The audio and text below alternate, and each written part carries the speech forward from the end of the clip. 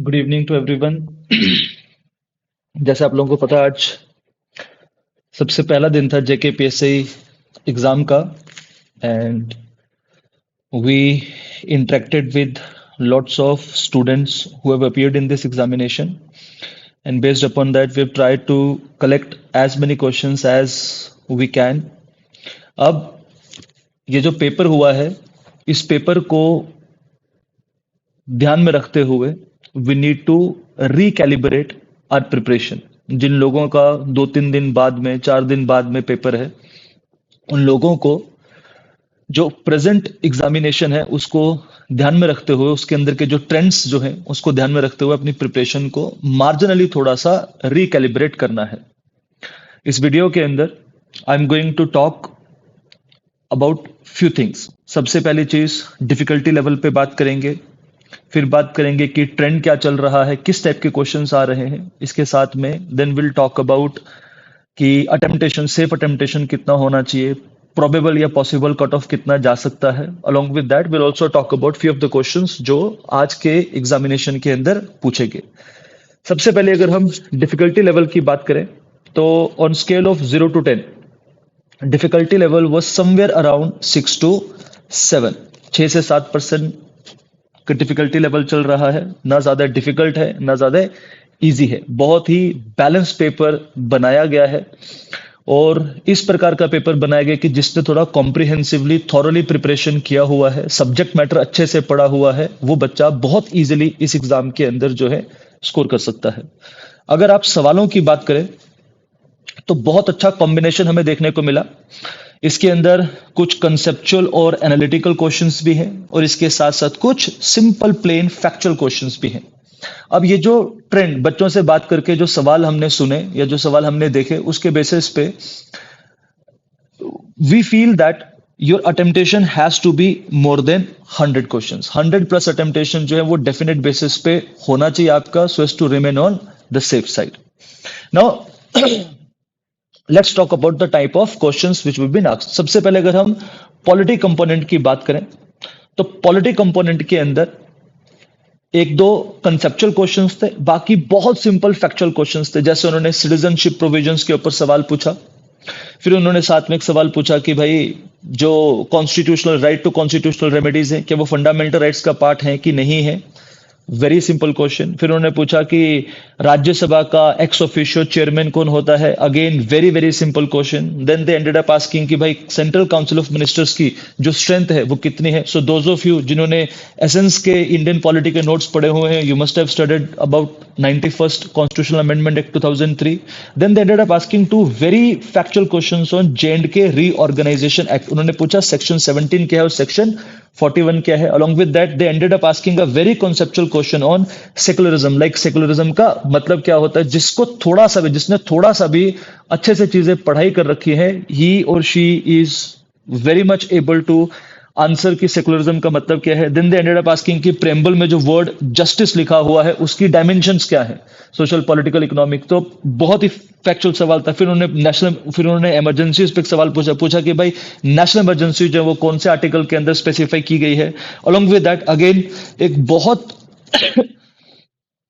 Like analytical question उन्होंने पूछा कि वर्ड ऑम्बड्समैन, लोकपाल और लोकायुक्ता में से ओल्डेस्ट टर्म कौन सी है। तो इस प्रकार के बड़े फैक्चुअल क्वेश्चंस हमें देखने को मिले।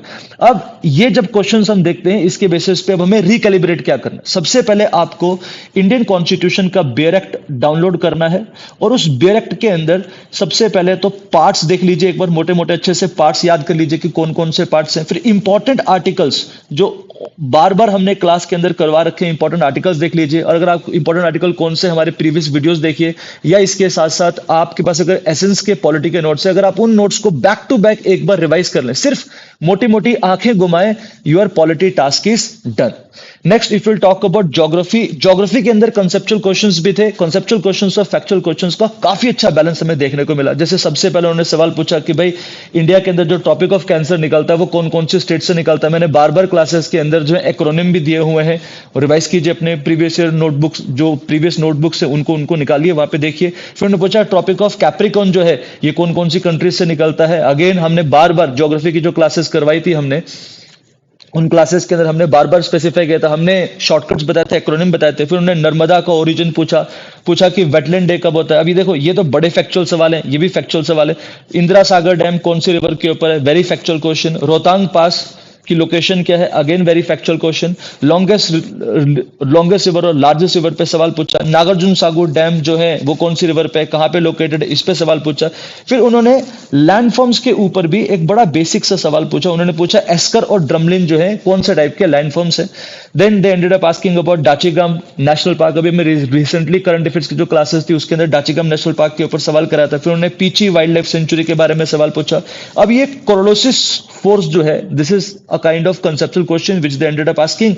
Then they ended up asking about the concept of coral bleaching.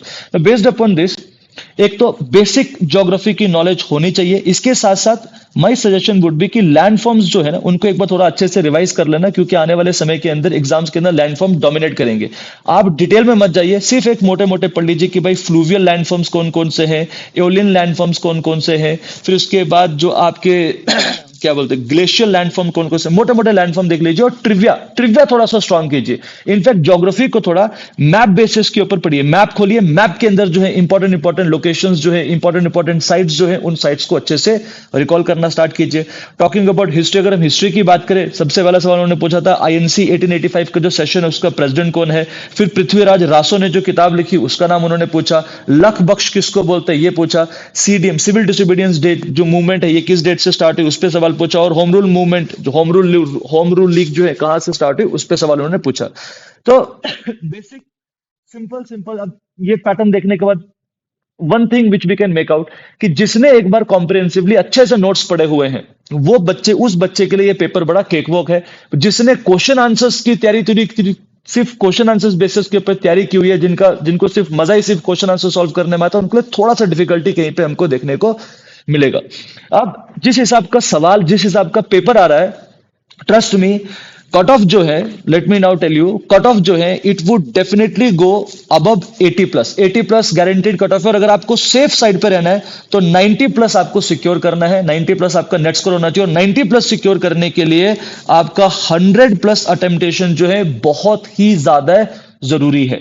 Computers के ऊपर ज्यादा सवाल देखने को नहीं मिले। एक सिंपल सा सवाल उन्होंने पूछा था, Ctrl+V जो है वो कमांड जो है किसके साथ डील करती है। इसके साथ साथ फिर मैथ्स, रीजनिंग वगैरह के जो सिंपल सवाल थे। So this is all about today. Based upon this my suggestions would be, जितने भी सोर्सेस आपने पढ़े हैं डेली बेसिस पे 2-2, 3-3 घंटे के अंदर जो है टाइम स्लॉट्स डिवाइड कर लीजिए। और उन 2-2, 3-3 घंटे के अंदर सिर्फ और सिर्फ अपने नोट्स के पन्ने पलटिए और मेजर जो हेडिंग्स है, जिन चीजों को आपने अंडरलाइन किया हुआ है, सिर्फ उन्हीं चीजों को रिवाइज कीजिए और हेडिंग्स जो है उनको देखिए। पॉलिटी बहुत ज्यादा डोमिनेट कर रहा है और बहुत सिंपल, बहुत फैक्चुअल सवाल है। वो 80-90 पन्नों का हैंड आउट है। अगर आपने वो 80-90 पन्ने के हैंड आउट जो है 5 बार अपनी आंखों के नीचे से निकाल लिए, डिटेल्ड बेसिस पे नहीं पढ़ना, सिर्फ आंखों के नीचे से निकालिए, and you will be able to recall everything. Likewise history, बड़ा फैक्चुअल सवाल पूछा जा रहा है, बेसिक फैक्ट कीजिए, ज्यादा डिटेल में घुसने की कोशिश मत कीजिए।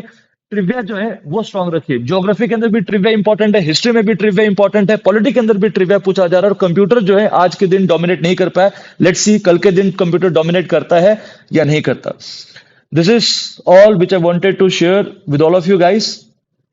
Have a nice day. और प्रिपरेशन थोड़ा ढंग से रिकैलिब्रेट कीजिए। अभी भी बहुत टाइम है आपके पास। You can still like transform your preparation a lot. सिर्फ थोड़ी थोड़ी चीजें आपको सिर्फ और सिर्फ क्या करनी है, रिफाइन करनी है। आपने सारी की सारी चीजें पढ़ी है, सिर्फ अब रिवाइज कौन सी चीज करनी है ये बड़ा ज्यादा इंपॉर्टेंट है। जेएनके रीऑर्गेनाइजेशन एक बड़ा फैक्चुअल सवाल पूछ रहे हैं, एक बार go through major important sections.